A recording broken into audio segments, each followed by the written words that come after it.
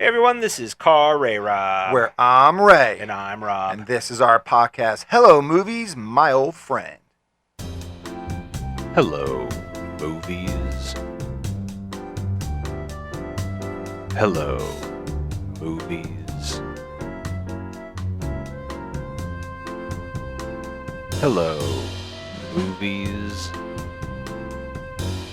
My old friend.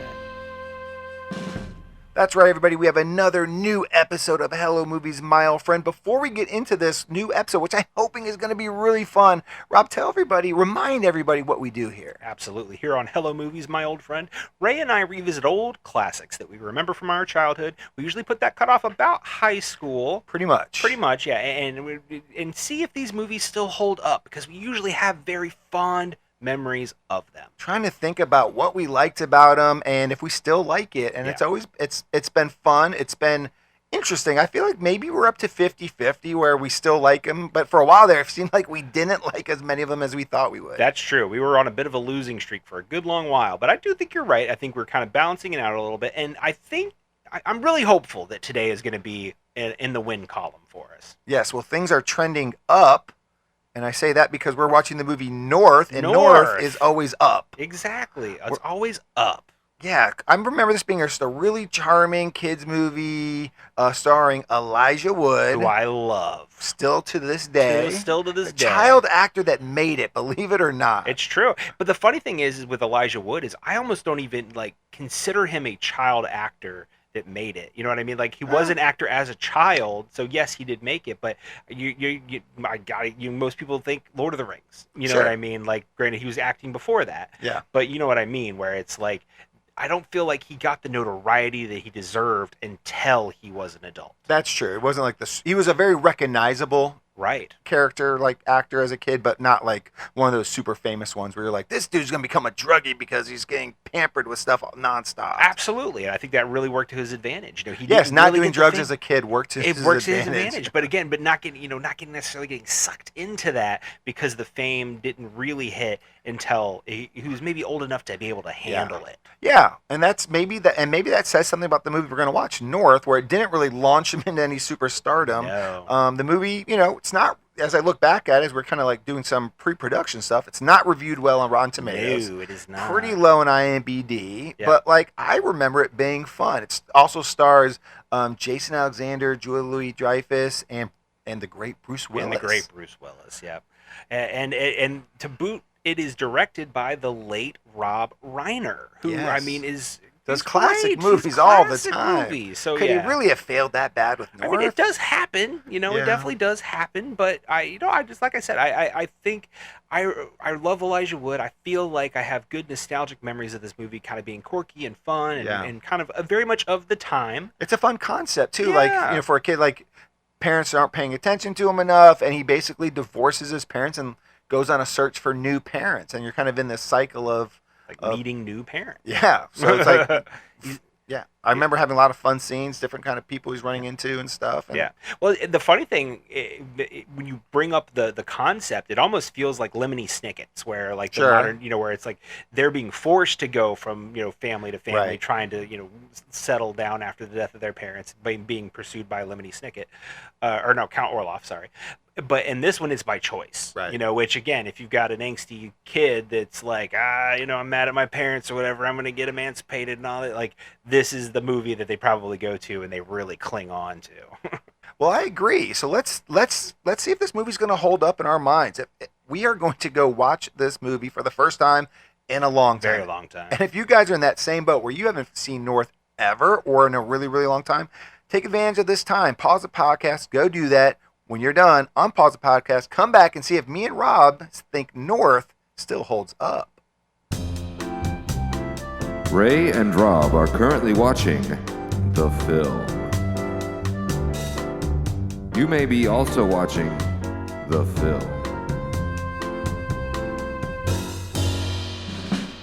If you're not, then you're listening to me say that Ray and Rob are watching the film.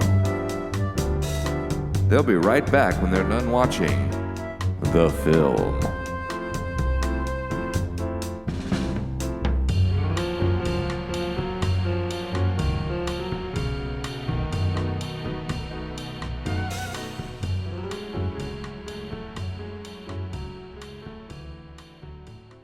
Right, guys, Rob and I are back from watching North, and I'll say this. When I watched that kid in this movie, I, without a doubt, believe that he can carry a ring to Mordor and throw it in some lava. I know a Baggins. Frodo Baggins. No, Rob. No, that's unfair. It's unfair. I know he owns Lord of the Rings. He loves Lord of the Rings, but I don't want to just distill Elijah Wood down to just Lord of the Rings. No, I'm saying, though, you can see in this kid that this kid can act, that this kid's going to have a career. He's going to make it. And obviously he does because of Lord of the Rings. That's the proof. That's the ultimate. That's the pendulum. But wow, I think Elijah Wood was great in this. Yeah, I think there's things that work about this movie, and then there's definitely things that don't work about this movie. And I do think the thing that definitely works, yes, is Elijah Wood, and also Matthew McCurley, who plays Winchell. I know. Both these kids. I almost wonder if he outacted Elijah Wood. Dude, he was pretty good. He was pretty evil. Good. He had some great lines. Just being a kid in charge of people was great. Yeah. But his rapport with John Lovitz, I thought, was really great. Worked, like just all of their, especially because it was like, you're right. They created this villain character, which I think worked very well, and had all of like the stereotypical quintessential villain scenes. They even had the massage table scene where and that was so good. Yeah, he's Dr. Evil in this movie, but he's 8 years old. Right. Which is, or, I don't know how old he is. I guess he's probably playing older, a little 10? older than that. Yeah. But I love his line, too, when he's talking to the 11, thug. They're 11. 11. To the thug when, who's got gun, he's having him do all his dirty work. He's like, hey, Al, don't be surprised if there's a couple extra zeros in your paycheck next month. Thank you, sir. Don't be surprised if they're not. Great evil line. And that's inspiring to a worker. Yeah. Well, and I think that's kind of one of the interesting aspects of this movie is there are really two prongs to the narrative, because you have North going on his journey, trying to figure out who his new parents should be. Which I remembered pretty well. Right, and he's under these time constraints and all that, and I remembered that too, him having to have it by a certain day. I didn't remember it was Labor Day, but it's Labor Day. And nobody remembers Labor Day. Until it's Labor Day, you don't remember it's Labor Day. It's fair. But so I didn't remember that being the deadline, but it was the deadline, and so I remember that whole kind of chestnut element of it. And then I actually kind of forgot though about Winchell's side. Me too. I say that's the part of the movie I did not remember. The child uprising situation. Like I kind of forgot all about that, which also made me blank on the fact that they tried to shoot North, which they tried to kill him. Right? Like that got dark. Yeah. At one point when I was just like, oh man, I did not remember this movie getting this dark. My number one trope I hate in all movies is the entire movie being a dream. Because you end up just being like, why did I watch that? Yeah. And for the most part, I don't think this movie needed to be a dream. It could have just been like a fun little thing this kid goes on to, and he learns his parents likes him, except for the fact that he was on multiple occasions tried to be murdered via gunshot, right? And many bullets whizzing past his ear. That part you do have to erase. Absolutely, I think that's fair. I think at that point, attempted murder would have been a big problem for Mr. Winchell. Yes. But okay, since you kind of brought it up about some of the stuff that didn't work, so let's go on the journey a little bit. So I think for me, I like the basic idea of him, going from family to family. They each kind of have their own separate personalities, their own separate issues, and all of these things. And him kind of learning from each one why or why not to be a part of their family. Yeah. And and I think that by and large they were able to craft some characters, but I don't know if any of them if the lessons ever felt formed. Fully formed. They didn't. You know what I mean? I know exactly what you mean, because I have notes on the same exact things. Like the perfect world, he learns each parent he goes to is going to affect the weakness and the need of this character. Like they're going to influence it in some way, and it's going to end up leading him back to his parents. Mm-hmm. And they kind of hint at that a little bit, like. But it's silly. They like muddy it up in comedy a little too much for me. Yeah. Even though this is clearly a kid's movie. It is clearly a kid's movie. And they're not really trying to add too much depth to the story other than, the face value, like, lesson that this kid's divorced his parents, essentially. But it's like, when he goes to Texas and he's replacing this family's dead child, essentially, that's a little heavy. But they cover that up and like, no, we're gonna make you fat. We're gonna make you eat all day, and you're gonna become fat because our other son was fat. And so it's throw like a musical number in there. Right. So you're just like Reba has to sing. Oh yeah, you got Reba. You use Reba, but so it's like you covered up. Like they didn't want it to get too deep, so they covered it up and they put they filled it with jokes so that you would almost miss it. Yeah, which is funny because as we mentioned earlier, it does go to a relatively dark place by the end, and it's like, so why I guess not dive into those kind of elements, during those sequences. Why shirk away from something that feels a little heavier, a little dramatic, a little harsher, when you're going to have a whole sequence in the end where Al's trying to shoot Elijah Wood in the street, know? So I completely agree. Like it almost feels over the top at times, almost cartoonish, farcical. And again, you're right. It's a kid's movie, so you can get away with that. The first thing, I could not help it, because it is a very similar, I guess, narrative device, but not, different circumstances. I think of something that did work in this regard is Lemony Snicket's. Yes, where it's like, these kids are going from, person to person, their parents have died, and, yes, it's part of it is a mystery as well, but they're also learning things from each of these people that they're going their parents, to. Learn something. Right, exactly. So that is something that does this almost exact device, but does it better because it allows it to, I guess, to permeate a little bit more. Now, granted, there's the movie and then there's the series. Right. So, and the series is definitely better than the movies because it has time. Yeah. But it's also like, I feel like there's some of this stuff that they could have maybe not done. And instead of, especially when it gets to that point later on when it's like he's just running through families at the end. And it feels kind of like cheap gags. Yeah, it is. That don't really mean anything. No, you've actually put me in an unpleasant place right now, because when I was watching this movie, when he first started going to these parents, I'm like, all right, I don't remember any of this, but it's going to be super like cute and effective that when he learns a lesson from each one of these families, like we've expressed, like he should, as he then, and ends up appreciating his parents more. And then they don't really do that. And I was like, gosh, if you took advantage of that opportunity to do that, you probably would even want to do it a little bit more long form and maybe episodes. And you could really remake this as a series. But you just ruined it for me because that's Lemony Snicket. Yeah, that's so Lemony Snicket. This has been made and this is kind of has been improved upon already. So you're right. But you're also right in that those first three places, he tries to learn something. There's a little lesson. But then the last couple, like, the almost like poop on the North character, because he's like, I don't want to go to the Amish people because they have an accent. I don't want to live with these French parents because they like Jerry Lewis. I don't think no it's electricity. The accent, he was annoyed by their language, or at least they were overemphasized to make you think it was annoying too. But I don't like the French people because they like Jerry Lewis, or I don't want to live in Africa because I'm too horny. Like it kind of cheapens the North character at that point, who's supposed to be this terrific kid. The not wanting to see boobs in Africa thing was just like, it was such a... Which he didn't want to see them. It was that he knew he wouldn't get any work done. He'd be staring at the boobs all day, which is, it's funny because, and I guess, thinking about playing to kids or whatever, you're young and you see the National Geographic. Right, that was our thing back in the 90s. Right, and it was like, what? And all of that. So, like, I guess if this were a dream sequence, which it is, big? Right, that it's like, that's the thing, know, so they have to get that in there.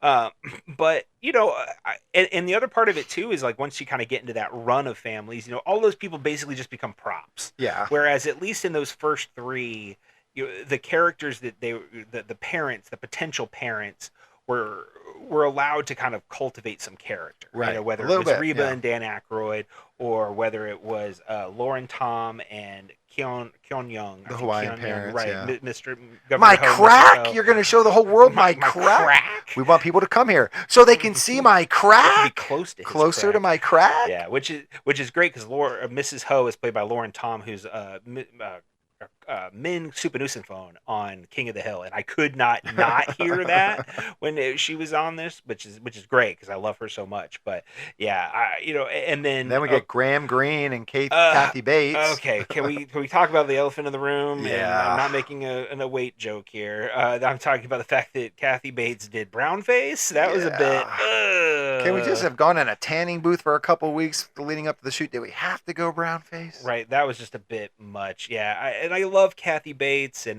but this was the 90s, so obviously some of that was allowed. Right, exactly. And and Graham Greene is a Native American. He's not Close Inuit, enough. but it's I guess that's at least. I'm surprised they didn't try to have North live with a Native American family, because they try to hit up every other stereotype they could find. So that's another part of this movie. I do feel like there was a lot of that in this movie, where there was a lot of stereotype, which I thought like. Now, I will say, if it's a dream from an 11-year-old's perspective, it makes sense. So is that the get out of jail free card? Yes, exactly. Is that okay? So that's going to be the get out of jail free card for all this. It's an 11-year-old who doesn't know any better, so this is his dream, and all this. So that's what all this stuff is. That's why the dialogue's allowed to be bad. That's why it's allowed to be stereotypical and racist. That's all fine. Right. Exactly. Yeah, and you got Abe Vigoda, who was an Inuit grandpa, which they just like sent down the river. I'm like, what? Hey, if the customs change in the next couple weeks, call me. Come find me. And like, so I will say it was funny because it was like diminishing returns, on these sequences as far as like, some kind of a lesson. Because it's like by the time you get to them, I guess that sequence is meant to be like, well, don't just jettison your parents.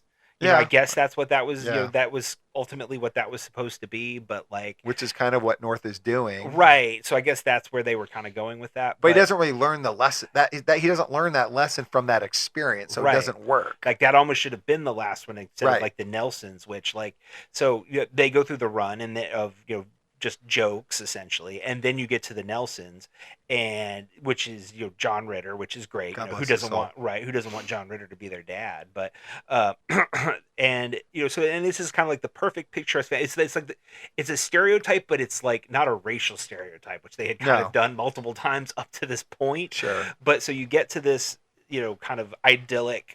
Is it a racial stereotype of the idyllic white family, though? Fair enough. You know what? You're right. You know what? You're absolutely right. We're going to call it that because you're right. It is. And it's like, but they kind of get to that whole thing where, this is the picturesque family.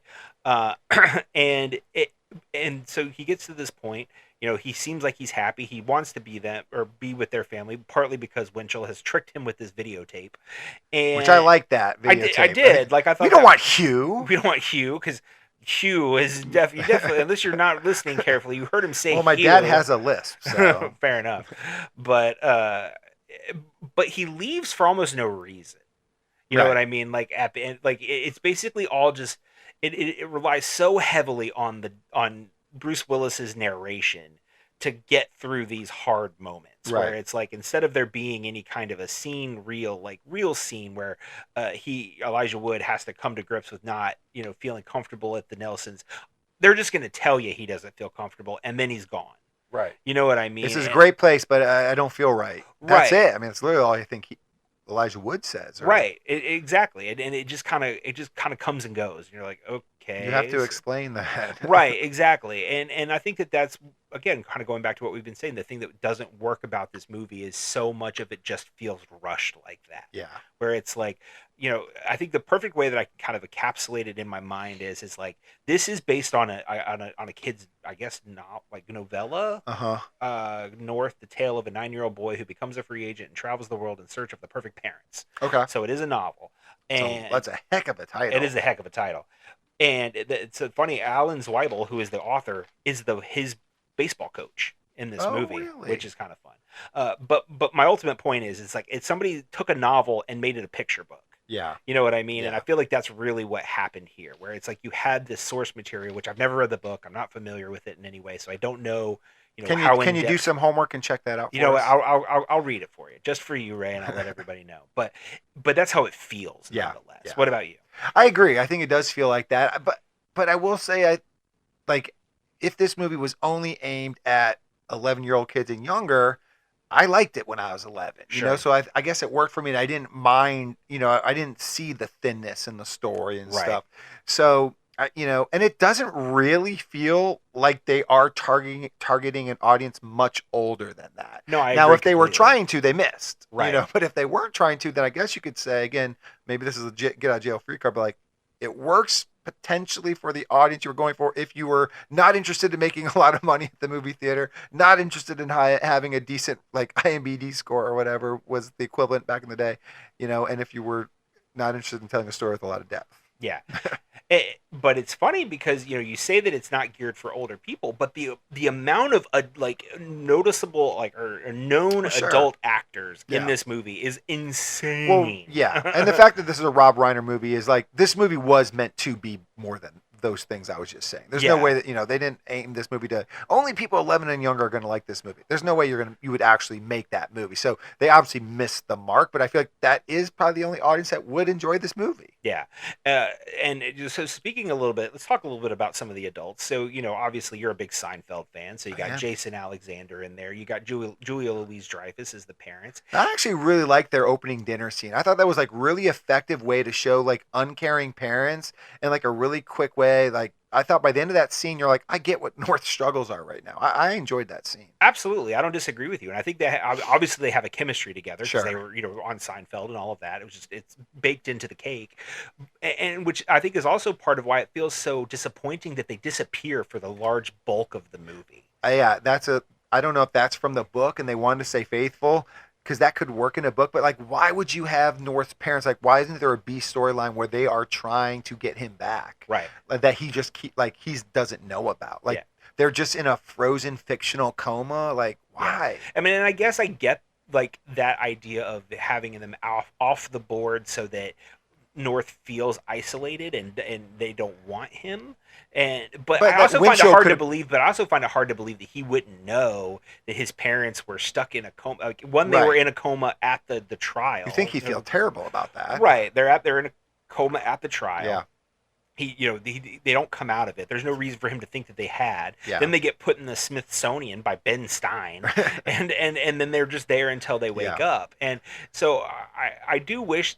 I mean, by the time they wake up, they do kind of give them a little bit to do. But Windchill's blocking them, and Windchill could have blocked them the whole movie. Like that could have been Windchill's thing, as he's blocking them and messing this stuff up for North. Yeah, no, and so I do wish we got a little bit more of that. I think that it goes without question that the adult that works the most through this movie. And just works the most, who does the most in this movie, but also I think just works the most is Bruce Willis. Yeah, I enjoy Bruce Willis in this movie, honestly. Yeah. I thought like him playing the straight man in the giant pink bunny suit while eating a carrot, the initial character he played, like that's the perfect straight man. If you can be in a pink, full body pink bunny suit and be the straight man in the scene and at work and like feel sincere and legitimate, that's a great like aura that actor has, and of course Bruce Willis had that in spades. It's funny. It almost, when I was watching that scene, it almost felt like there was going to be an alternate reality where Bad Santa was like Bad Bunny, and it was Bruce Willis as the Easter Bunny as opposed to Billy Bob Thornton as Santa Claus. Sure. So I could see that movie working right there. There is a movie there. But you almost to your point earlier though, like Bruce Willis's character works. But he also is like very heavy-handed with everything that the scenes before it were not accomplishing. That he then ties the bow on for you. Yeah. But it helps his character because his character gets all the good stuff, all the meaty stuff to talk about, like the cool conversations his character gets to have. Yeah, and he gets to play a lot of fun characters. He gets to play a cowboy. He gets to play the tourist with the metal detector. He's a sleigh driver. He's the slave driver. Sleigh driver. Be careful. Make sure you pronunciate. Joey Fingers, the comedian, the FedEx driver. He gets to be all of these different characters in this movie as well as narrating the whole damn thing. Yeah. But so you get a lot of Bruce, which is great, and because I do love Bruce. Absolutely. But I will say I have one very big disappointment about Bruce in this movie.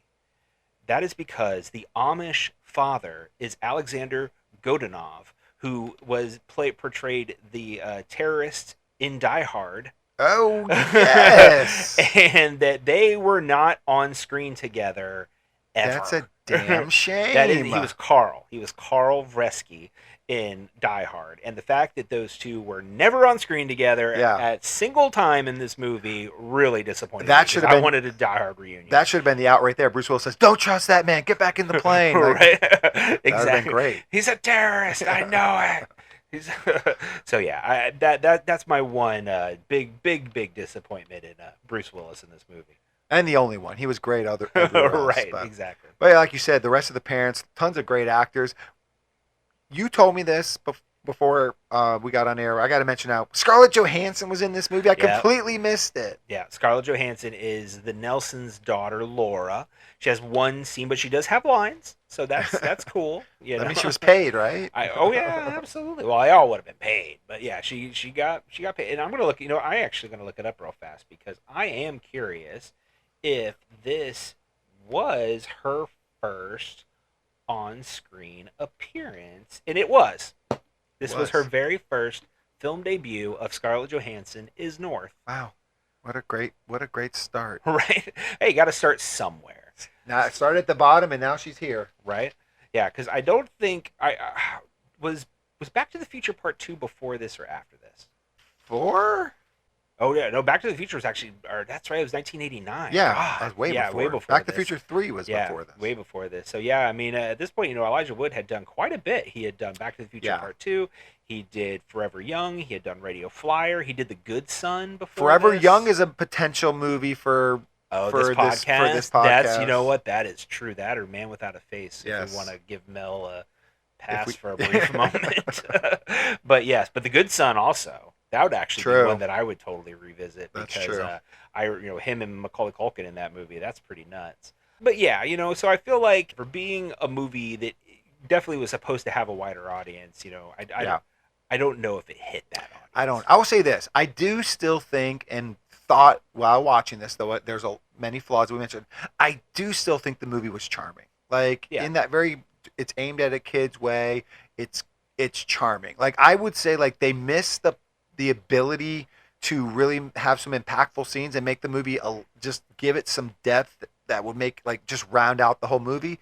But I will still say like I thought the whole movie was still kind of fun in a shallow way. Like there wasn't any scenes where I'm like, this is dragging, this is boring, this is like ridiculously bad. I didn't feel that. Well, it's 87 minutes. I mean, you can't drag too much. No. I mean, unless you just got nothing going on. Yeah, but it could still be a bad 87 minutes. And I will say like I didn't think it was bad. It just wasn't good. I don't know. I guess there's a difference there for me. Like because they didn't do anything really well, doesn't mean that they did things terribly, I guess is where I'm falling at. So is it a good movie? No, but it's charming and it's watchable, I guess. Yeah. And so I guess, we usually wrap up this podcast and we decide if this movie's held up in our opinions. And I'll say, I guess technically speaking, this movie doesn't hold up. It's not a good movie. But to me, like, if I was still 11 and I rewatch it, I'd be like, yeah, I still like this. Like, I think the kid version of me would still like this movie. Yeah. Even though the adult version finds it charming and finds it, not terrible, but probably doesn't hold up. I probably, I know that I feel that I wish this movie gave us a little more. That's fair. What do you? Did it hold up for you? It's funny because I feel like that's not something that's necessarily maybe happened for us before, where it's like where we actually say like it would held up if I would still if I were still 11. Yeah. If 11-year-old me had traveled to now and watched this movie, be like it's still great or whatever. Yeah, I'd be like, he would argue with me. He'd be like, I still like this. What do you mean? You're being a jerk. You're overthinking it. Right. No, I don't think that that's necessarily wrong. And I think I can agree with you to a certain degree that this definitely would probably still I would still probably rewatch it again. Sure. If I were 11, watching this movie, I'd be like, okay, yeah, I'll probably rewatch this again. But am I ever going to watch this movie again? Probably not. Like I feel like this is my last experience with North as a movie. I love Elijah Wood and he continues to do great things. I'll continue to watch all of his great things that he does now. But this is probably not one that I'll necessarily go back to. We mentioned some other movies that we can go back to before this. And I think a large part of that, like we said, is because they weren't able to necessarily cultivate some of those narrative themes that I feel like they wanted to, with some of this stuff, the ultimate, theme is that the grass isn't always greener, and as an 11-year-old, I get that, where you're like trying to tell an 11-year-old that, that's hard, because you think, we all have those things or we have issues with our parents and blah, blah, blah, and that kind of thing. And it's like, I wish I could divorce them and do this. And there are some kids that actually do. And I do think that could be part of it as well, is like, there is a certain amount of, privilege to North in this movie. Clearly, like he comes from a very, stable family for the most part. They just didn't, they feel like he might be ignoring him a little bit.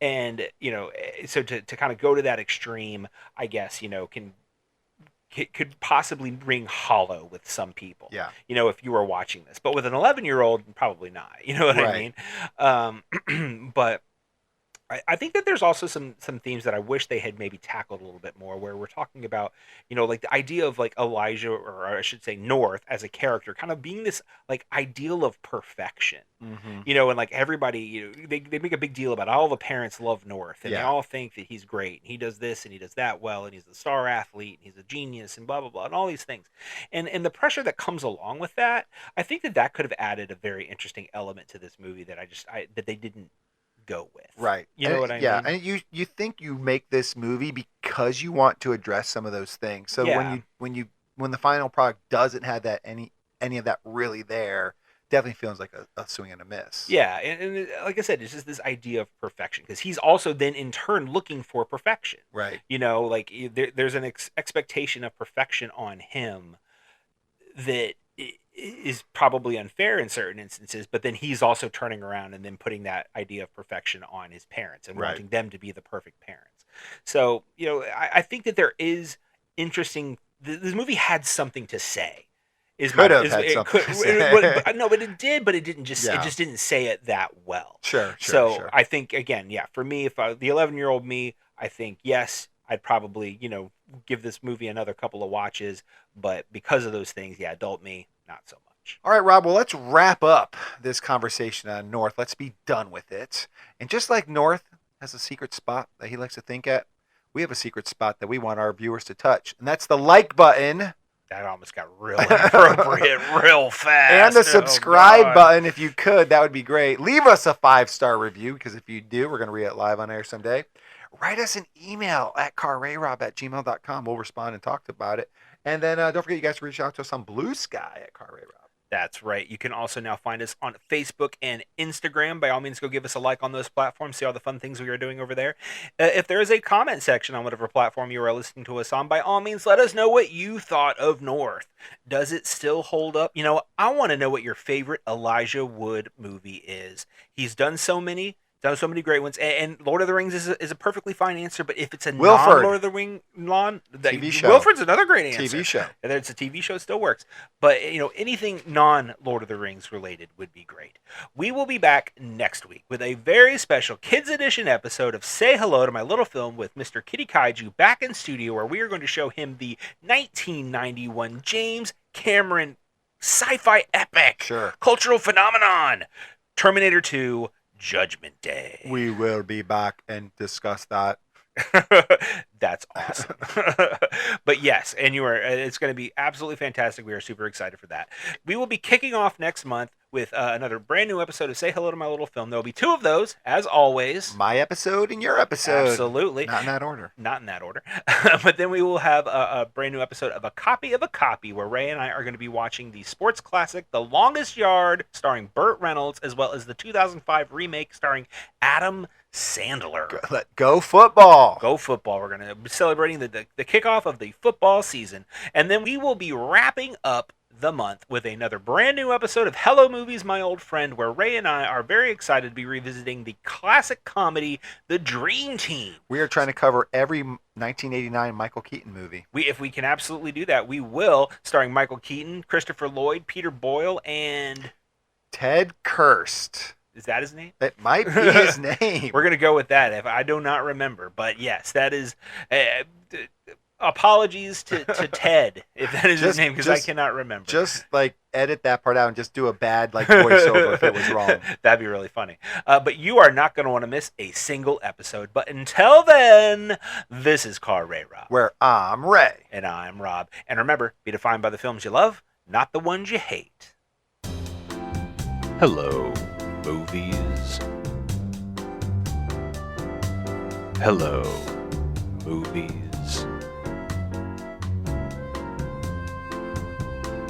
Hello, movies. My old